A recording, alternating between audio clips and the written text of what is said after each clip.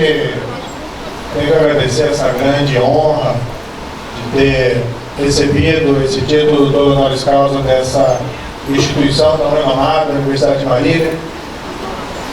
Agradecer enormemente a generosidade, né, dos conselheiros, do corpo docente, em especial aqui na pessoa do reitor Márcio Mesquita. Agradecer as gentis palavras do professor Emerson Borges, ele que foi o portador do convite há algum tempo. Hoje consegui casar esse compromisso com algumas visitas oficiais na região, mas sem embargo da relevância das visitas oficiais, quero dizer que é o evento principal. Eu fico extremamente honrado e tocado por receber esse título tão importante dessa renomada universidade. Muito obrigado. Aproveitando aqui, agradecer também, acabei trazendo uma equipe, né, de parlamentares, senador Major Olímpio, deputado Capitão Augusto, deputado Cezinha, deputado Coronel Tadeu, aqui. Agradeço a gentileza pelo acompanhamento, cumprimento também o prefeito de Marília, o prefeito Daniel, todas as autoridades aqui presentes, vereadores, o corpo da Polícia Militar, né, alunos, professores. Um cumprimento especial à minha família, que acabou vindo aqui me acompanhando, meu irmão, César Moro aqui presente, minha mãe, Odete Moro, muito obrigado por terem vindo aqui me prestigiar. Eu fico na dúvida, quando eu mandei esse tema do projeto anticrime, de lei anticrime, eu confesso que eu iria falar sobre o projeto de lei anticrime, mas eu vou tomar a liberdade de mudar, fazer um ajuste na minha exposição, né, para fazer uma exposição um pouco mais, não tão jurídica, talvez assim, tendo em vista a plateia. Embora seja uma semana acadêmica, eu sei que existem aqui muitas pessoas que não são exatamente da área jurídica. Então eu queria falar um pouquinho sobre o meu trabalho lá no Ministério. Espero não ser chato, né? Não é bem uma prestação de contas, mas muitas coisas aconteceram, coisas interessantes, e realizar algumas explicações. Queria, assim, daí no final, terminar com uma história que não é minha, que é uma história antiga, mas é uma história muito interessante para os acadêmicos de direito e muito importante para o momento atual. Bem, eu já falei publicamente, mas eu ingressei na magistratura em 1996, tive vários desafios na minha carreira de magistrado. A gente pensa mais recentemente na Operação Lava Jato, mas teve vários outros grandes casos envolvendo os mais variados crimes, inclusive crime organizado, inclusive Luiz Fernando da Costa, vulgo Fernando de Beira-Mar, traficantes paulistas vários. Eu lembro que tinha um grande traficante aqui no interior de São Paulo, na chamada Rota Caipira do Tráfico. Pega um livro que escreveram sobre ele, chamado Luciano Geraldo Daniel. Posso falar porque já foi condenado, também não sou mais juiz, então não importa tanto. Mas ele tinha um apelido chamado Luciano Tio Patinhas, para ter mais ou menos uma ideia do patrimônio que esse indivíduo teria angariado com a sua atividade criminosa de tráfico de cocaína. Depois da Operação Lava Jato, foram 4 anos, mais de 4 anos de um grande desafio. O pessoal, às vezes, que não era muito favorável à Operação Lava Jato, ficava se perguntando, mas quando a Operação Lava Jato vai acabar, né? Eu fazia mesmo essa pergunta para mim. Eu era o principal interessado que ela acabasse em determinados momentos. Era difícil, era trabalhoso, era custoso. Tudo isso tem um preço. Eu acho que, apesar de pontuais críticas que podem ser realizadas em relação a ela, houve uma mudança. Nós tínhamos uma tradição de impunidade da grande corrupção, e essa tradição foi rompida. Claro que trabalhar pela integridade é sempre um desafio permanente. Não existe um mundo ou uma história que simplesmente acaba. Esse é um desafio perene.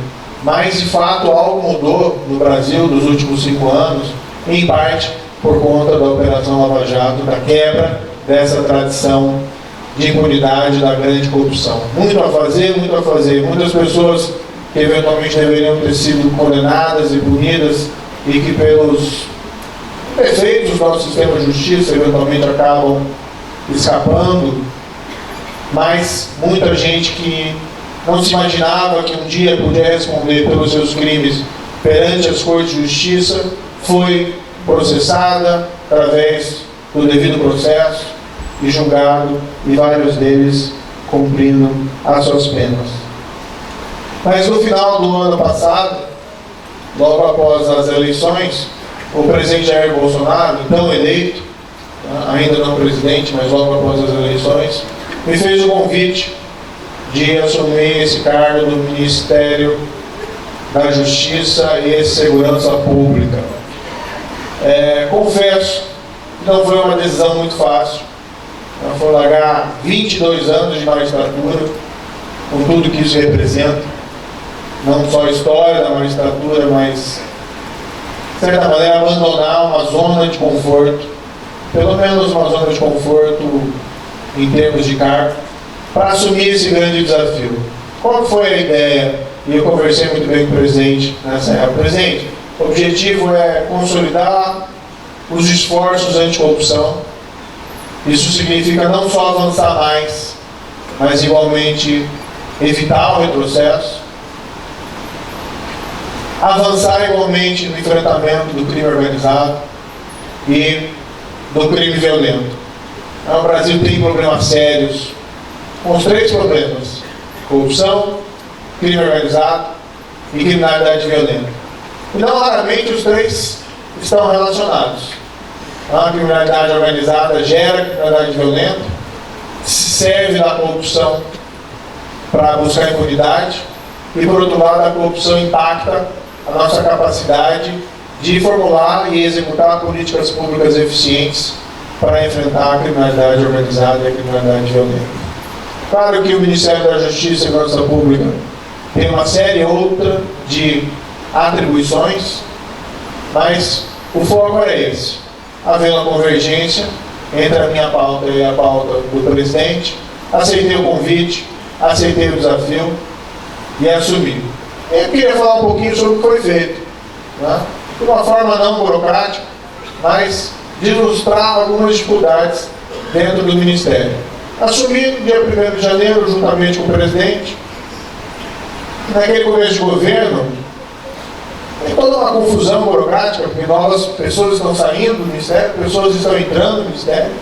As pessoas que você indicou ainda não assumiram os seus cargos por completo. Então existe uma espécie ali de limbo administrativo no começo.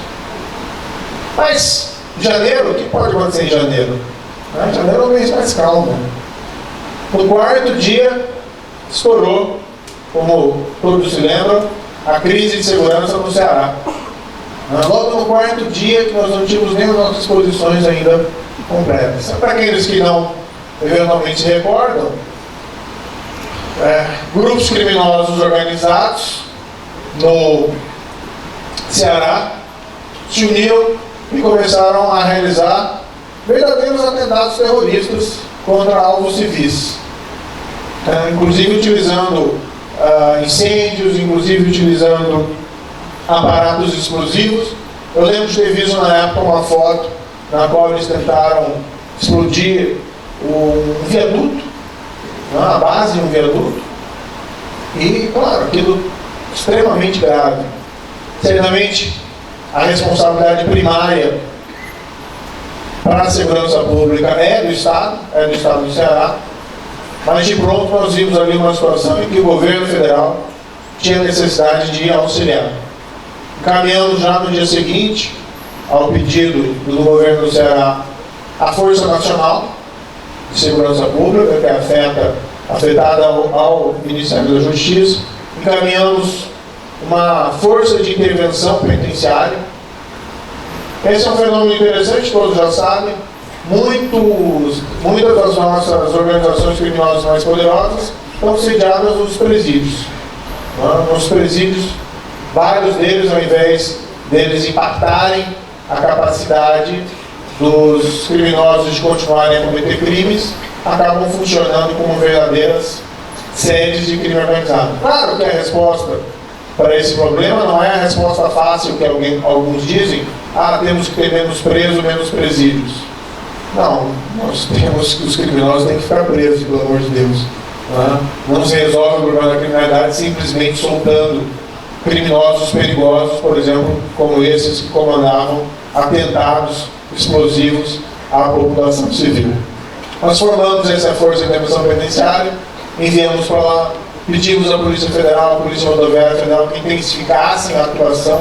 E o que nós fizemos, que é muito importante e que tem sido um remédio eficaz contra o crime organizado.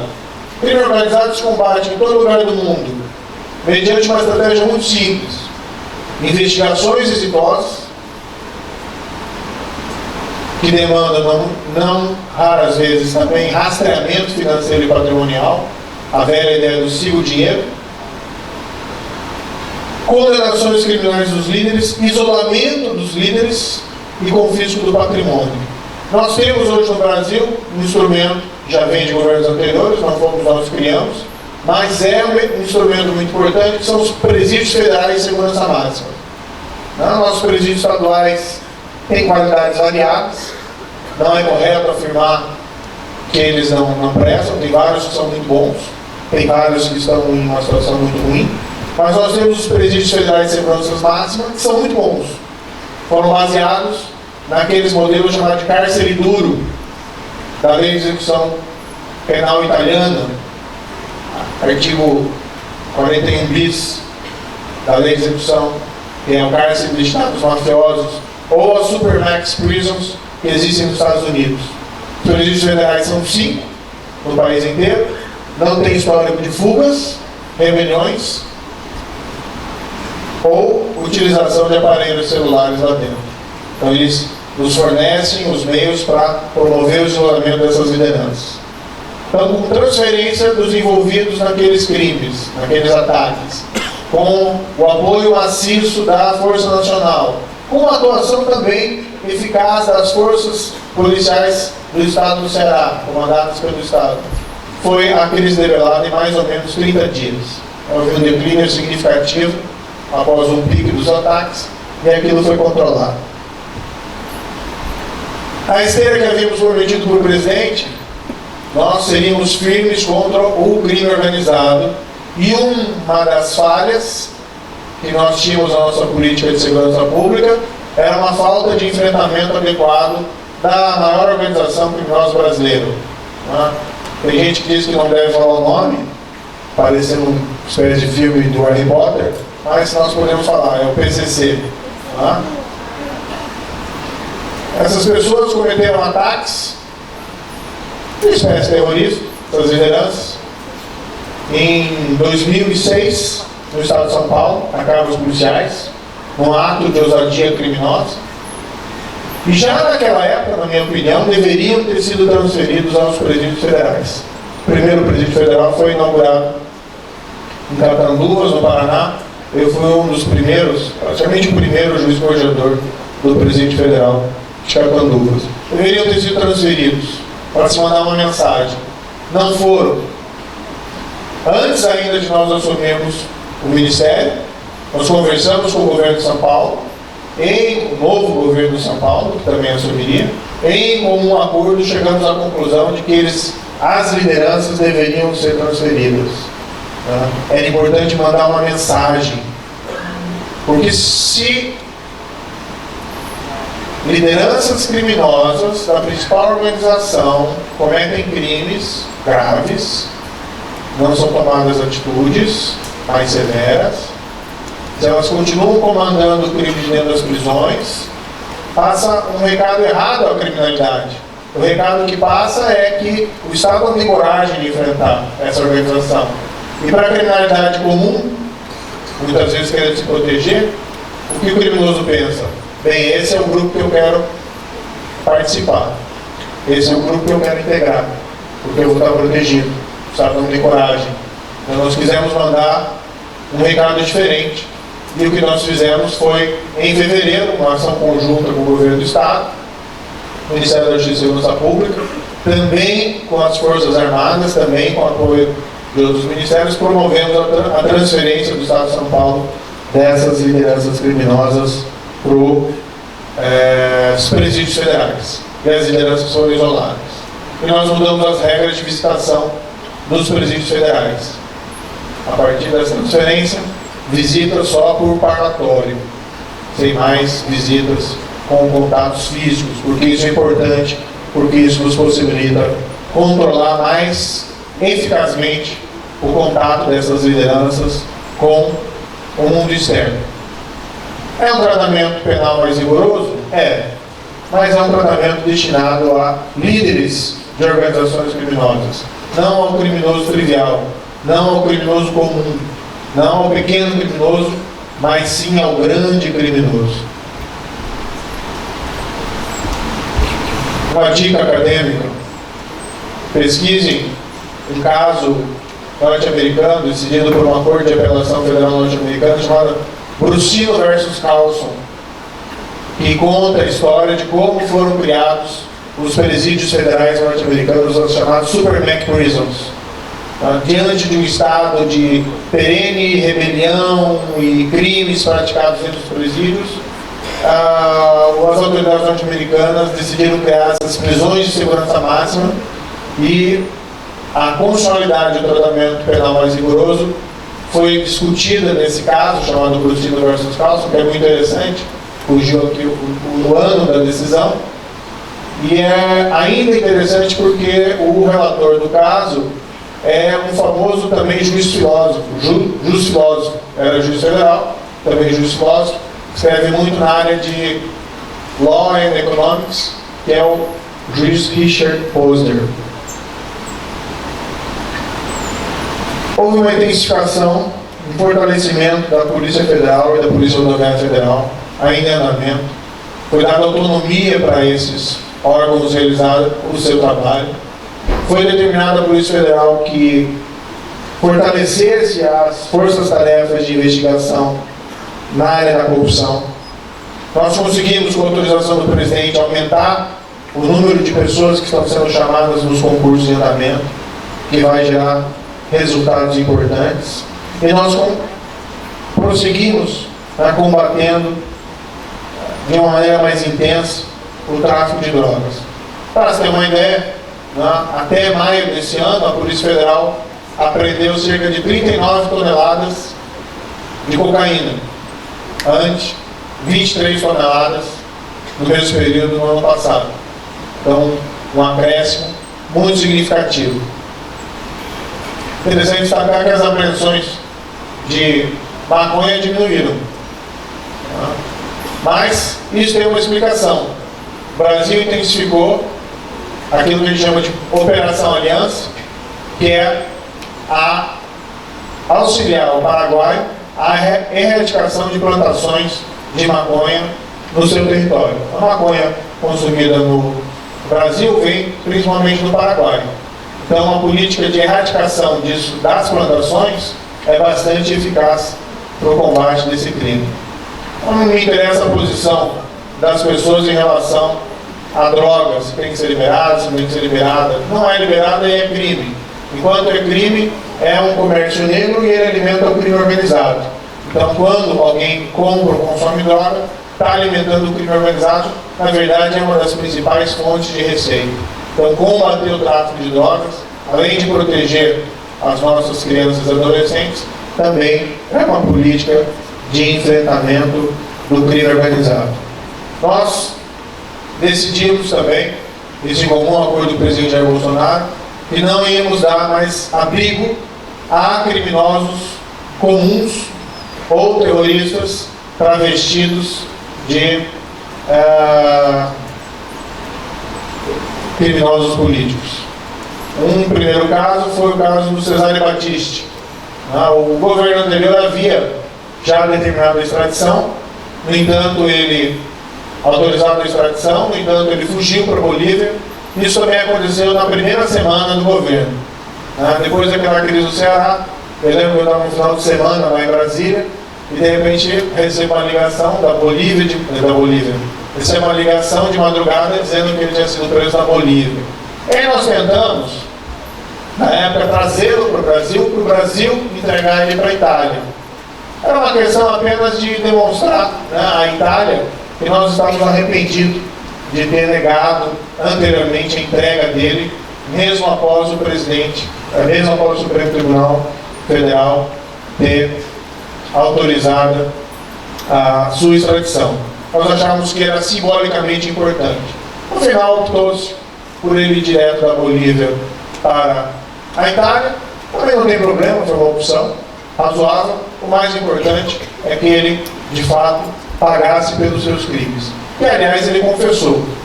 Posteriormente, como foi divulgado amplamente, ele confessou 4 assassinatos lá na Itália, demonstrando que, de criminoso político ou de inocente, ele não tinha nada.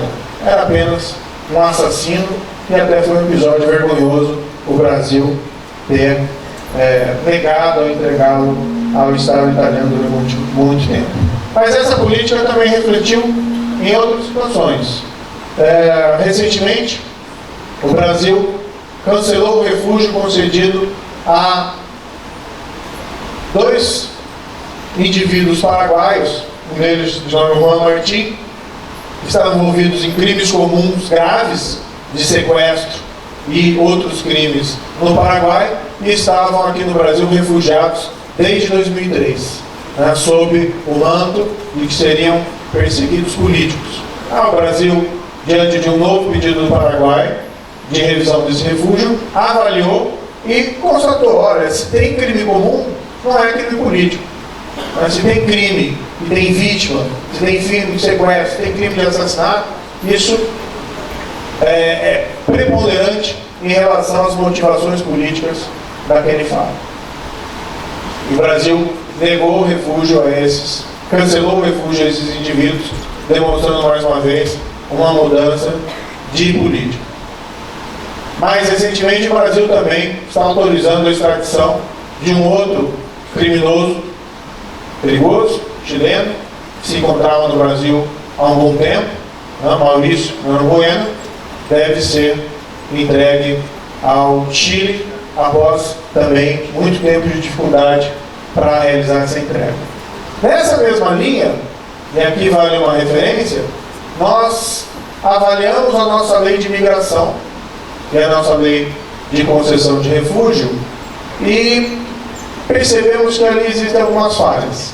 O Brasil tem uma política imigratória muito generosa, ótimo.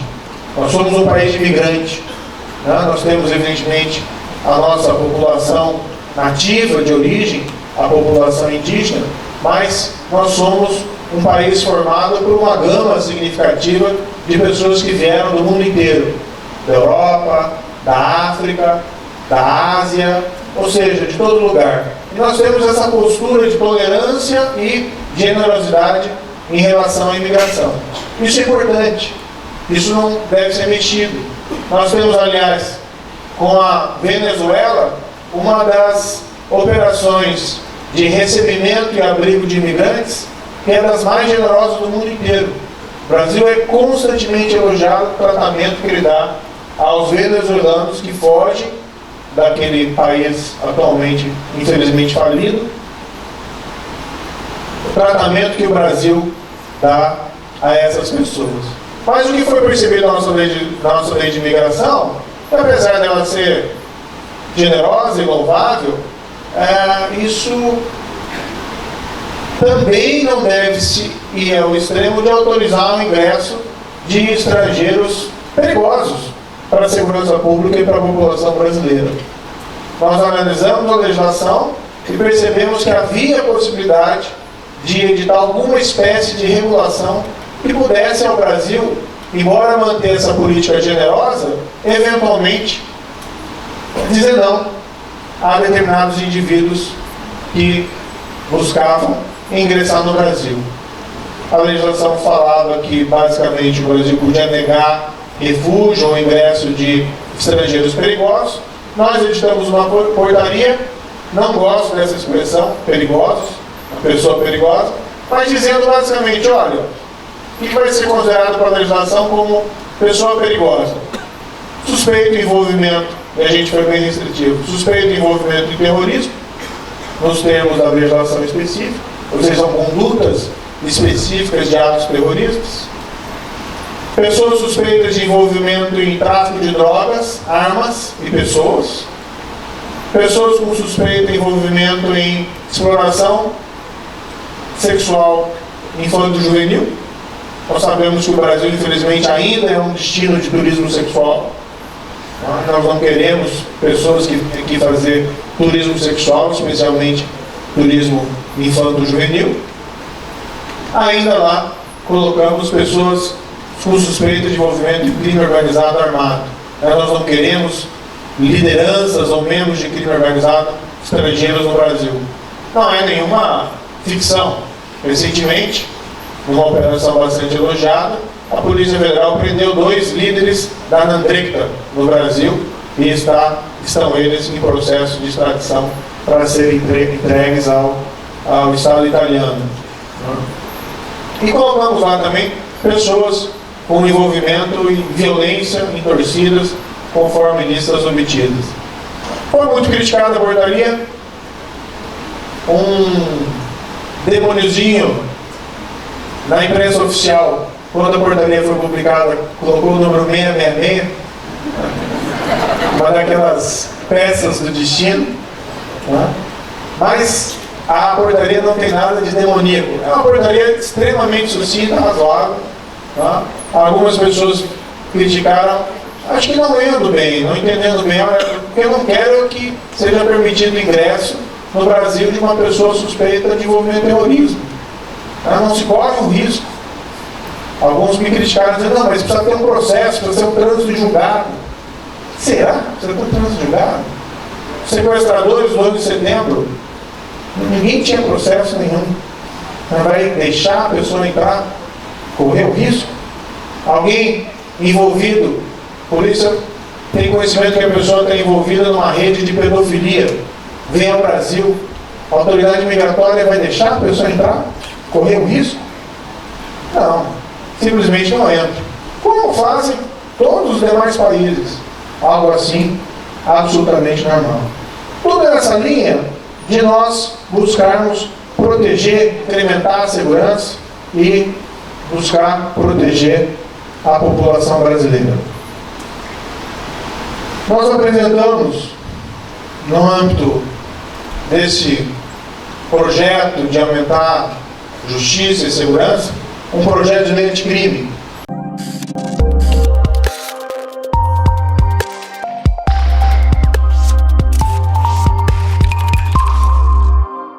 Nós sabemos que nós podemos avançar muito com medidas executivas. E, como eu falei agora há pouco, acredito que estamos avançando. Mas a mudança da legislação também é relevante. Não só pelo valor das medidas em si, mas também porque manda um recado à população importante, que o governo, que o Congresso está atento ao problema da criminalidade. O projeto de lei anticrime tem medidas lá contra a corrupção, crime organizado e criminalidade violenta. 3 exemplos muito rapidamente. Contra a corrupção, mas contra todos os demais crimes. Execução da condenação em segunda instância. Esse é um tema antigo, não tem necessidade de explicar tanto, mas não existe justiça que funciona se a justiça não termina em prazo razoável.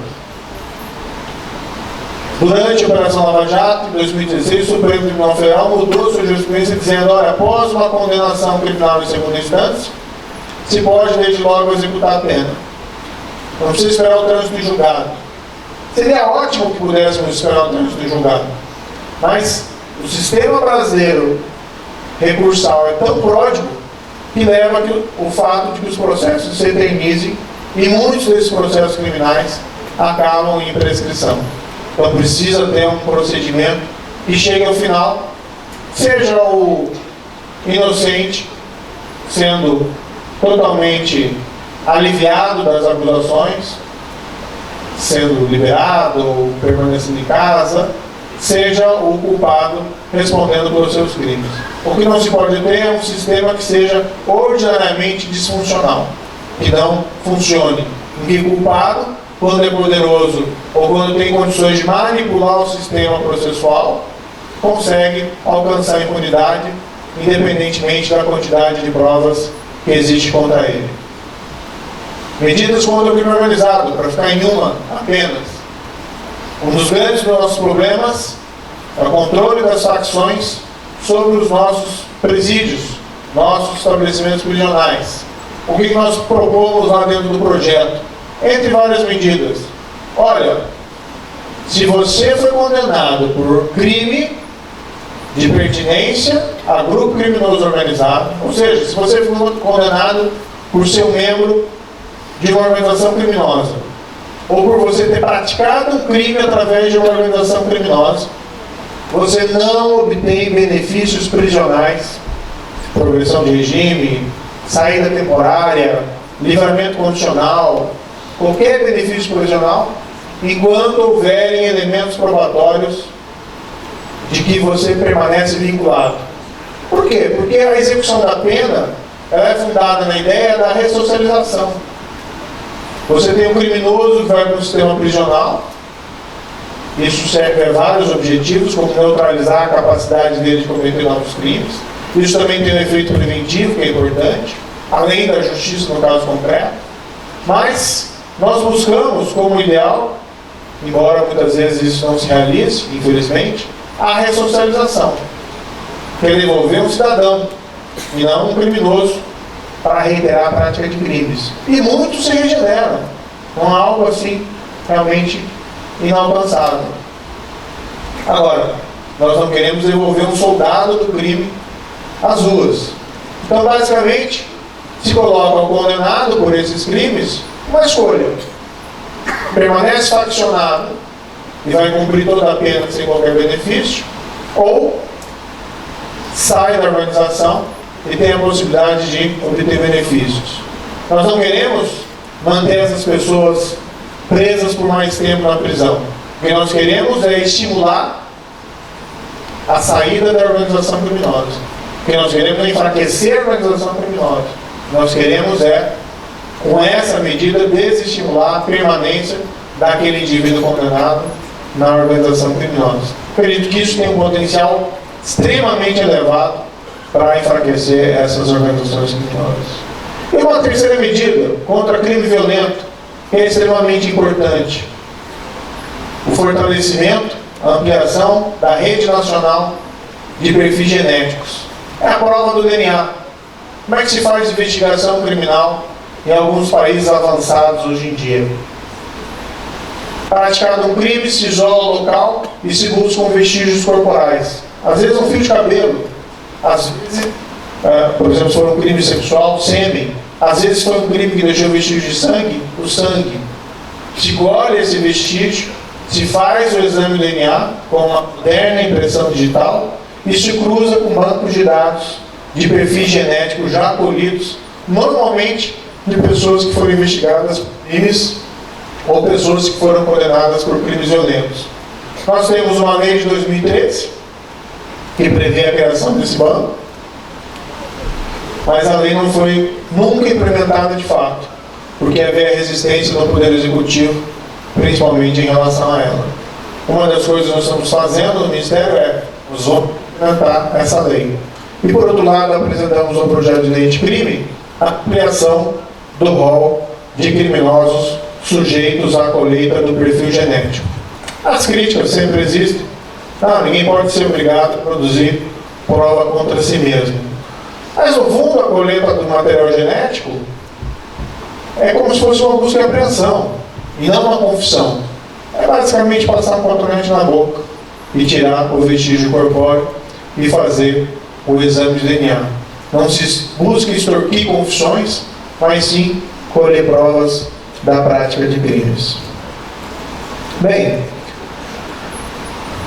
aqui não vou conseguir esgotar todos os temas do que estamos fazendo lá dentro do Ministério. 2 projetos para o futuro, em um futuro até relativamente próximo. Nós temos um projeto de redução da criminalidade violenta em municípios de alta incidência de violência. Escolhemos 5 municípios com índices de violência mais elevados, e isso vai levar uma ação mais incisiva da União Federal, do governo federal, junto com o governo estadual e com o governo municipal, nesses locais.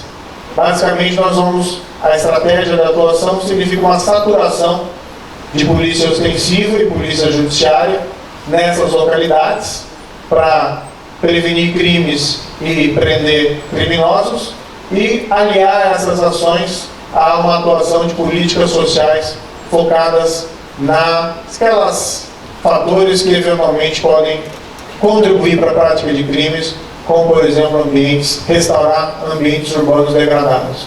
É um plano que deve começar a execução agora em setembro, o lançamento nesse final do mês. Infelizmente, Marília não está entre essas cidades, né? Infelizmente não, acho que é felizmente, né? É um pouco dúbio, mas não vai receber essa política pública, porque ela é destinada a municípios com maiores índices de violência. Mas, para a alegria de todos, tem havido uma redução das estatísticas de crimes no país inteiro, né? Nós temos hoje estatísticas oficiais, nós não tínhamos. A partir de março, desde março, nós temos estatísticas oficiais, desde 13 de março, para ser mais exato, através do Sinesp. Nós temos estatísticas oficiais, podem ser consultadas inclusive pela internet, né? E o que nós temos observado é uma queda no país inteiro, em maior ou menor grau, dos índices estatísticas dos principais crimes, entre eles assassinatos. Assassinatos, uma queda percentual de mais ou menos 20% no país inteiro. Estatísticas oficiais, nem sempre tem aquela confiabilidade toda, mas as estatísticas produzidas por ONGs, nem a grande maioria delas não muito simpáticas ao atual governo, também apontam essa queda. É uma queda extremamente interessante, muito em decorrência do trabalho dos governos locais, mas também do trabalho do governo federal, permita-me dizer. Então, me parece que nós estamos no caminho certo em relação às áreas políticas. Há outras aqui que eu gostaria de mencionar, mas acho que o tempo não me permite. Último apenas. Nós estamos com um projeto importante na área de fronteiras, que é a criação de escritórios integrados, seguindo o modelo norte-americano. Lembrando aqui o 11 de setembro. Houve o 11 de setembro, aqueles atentados terroristas terríveis, e depois do 11 de setembro houve uma séria reflexão, o que deu errado, por que nós não percebemos isso antes. E o que foi constatado é que várias agências de investigação, de aplicação da lei, cada uma tinha um fragmento de informação. Se os fragmentos tivessem sido lidos em conjunto, talvez pudessem ter prevenido o 11 de setembro. E o que eles começaram a fazer desde então? Começaram a unificar inteligência e operações de várias maneiras, mas basicamente criando escritórios integrados. O que nós queremos fazer é replicar essa experiência na área de controle de crimes fronteiriços. Tráfico de drogas, armas, contrabando, todos os crimes envolvidos em áreas de fronteira. O projeto piloto vai ser em Foz do Iguaçu, na área da tríplice fronteira. Deve começar a ser o primeiro escritório a funcionar ainda esse ano. Qual que é a ideia? Nós vamos colocar lá representantes da Polícia Federal, Polícia Rodoviária Federal, Receita Federal, Forças Armadas, polícias locais, não necessariamente só do estado do Paraná, porque Foz do Iguaçu é uma caixa de ressonância para o país inteiro. Vamos colocar ditos de outros países e ali vamos ter um escritório integrado de inteligência e operações que vai ter reflexos importantes. Os recursos são limitados, nós precisamos focar. E nós precisamos, além de focar, unificar informações disponíveis e espalhadas em várias agências de aplicação da lei e que, se forem reunidas, nós obteremos resultados mais eficazes. Bem, vou terminar com uma história apenas.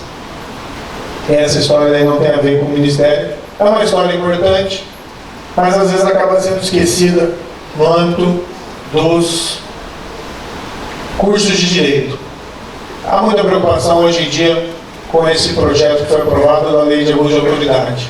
O governo federal está estudando e vai fazer proposições ao presidente para verificar se vamos vetar, não vamos vetar parcial, não vamos vetar, ou se vai sancionar integralmente. Isso vai ser tratado com muito respeito com o parlamento. Mas tem uma história que é interessante, que vale a pena ser contada, que é muitas vezes esquecida. Um caso que aconteceu no final do século XIX, um caso que envolvia um juiz do Rio Grande do Sul chamado Alcides Mendonça Lima. Esse caso é interessante pelo seguinte: a Constituição, então, em vigor, a primeira Constituição Republicana de 1891, garantia, como foi seguido pelas Constituições sucessivas, a soberania do Tribunal do Júri. E, naquela época, no entanto, apesar de existir a Constituição Federal, os estados, eles tinham competência para legislar sobre processo civil e processo penal. Então, vários estados editaram legislações próprias de processo civil e de processo penal. No estado do Rio Grande do Sul, foi editada uma lei pelo então presidente do estado, na época eu era governador, o presidente chamava Júlio de Castilhos, que era um poderoso político do final do século XIX e começo do século XX. E o Júlio de Castilhos editou uma lei para regular o processo por júri e estabeleceu, diferentemente do regulamento atual, que os votos dos jurados não seriam sigilosos. Os votos seriam dados em público. Bem, o grande problema de dar os votos em público é que havia um receio de que, se os jurados fossem chamados a proferir os seus votos em público, eles ficassem receosos de agir com a necessária independência, que eles pudessem se sentir reféns dos caudilhos locais. Ou seja, eles podiam eventualmente, ao invés de absolver ou de condenar, mudar os seus votos para ajustar-os à conveniência dos poderosos do local.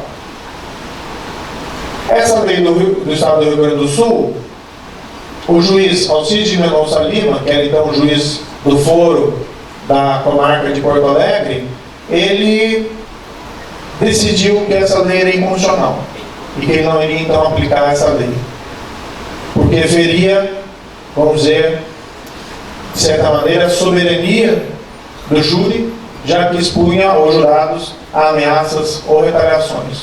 O Júlio de Castilhos ficou possesso e oficiou ao então Superior Tribunal de Justiça do Rio Grande do Sul, que seria mais ou menos o equivalente aos tribunais de justiça locais, pedindo que o juiz desidioso fosse processado por vários crimes que existiam na época, inclusive abuso de poder. O juiz foi condenado pelo Superior Tribunal de Justiça do Rio Grande do Sul e houve um pedido de um recurso, uma revisão criminal na época, ao Supremo Tribunal Federal. Quem apresentou esse recurso foi nada mais, nada menos do que Rui Barbosa. Rui Barbosa assumiu a causa e produziu um dos textos jurídicos mais importantes já produzidos no Brasil, chamado Júri e a Independência dos Juízes. O texto está disponível gratuitamente hoje, como as obras completas do Rui Barbosa, na rede mundial de computadores. Vale a pena a leitura. E o que o Rui Barbosa diz no âmbito desse artigo? Primeiro, que de fato ele argumenta que a lei do Estado do Rio Grande do Sul, que retirava o sigilo das votações do júri, era inconstitucional. Ou seja, que o juiz Alcides Mendonça Lima estava com razão. Mas ele também argumentava que, ainda que assim não fosse, criminalizar o entendimento do juiz só porque ele adotou uma determinada interpretação da lei, que pode não ser aquela melhor, que pode ser eventualmente aquela que no final não prevaleça, significava criminalizar a atuação da magistratura e dar fim à independência da magistratura. Daí veio a expressão que ficou célebre entre nós, o chamado crime de hermenêutica. E o Barbosa foi bem sucedido. Em 1896, o Supremo Tribunal 1896, o Supremo Tribunal Federal invalidou a condenação do juiz Alcides de Mendonça Lima. E desde então, desconheço juízes ou magistrados que foram processados por crime de hermenêutica no Brasil. Digo isso porque existe esse projeto, foi aprovado pelo Congresso, pela Câmara, pelo Senado. É um projeto interessante. Certamente ninguém é favorável ao abuso de poder, mas nós temos que tomar muito cuidado para evitar que, ainda a lei bem intencionada, possa servir como uma censura à atuação de juízes independentes, de promotores independentes e de policiais corajosos, que se arriscam no dia a dia para aplicar a lei e que não tem condições de cada um deles ser acompanhado por um advogado do lado para saber o que pode fazer, exatamente até onde pode ir, o que pode fazer. Ou seja, claro que é necessário coibir o abuso de poder, mas tem que tomar muito cuidado com a dose. E o governo federal vai examinar com muito cuidado esse projeto de lei, com respeito, mais uma vez, ao Congresso. Como disse, não está nada decidido, mas nós não podemos esquecer, nesse exame, de pensar na história, de pensar nesses grandes exemplos do passado, como Rui Barbosa. Muito obrigado mais uma vez pela atenção de todos.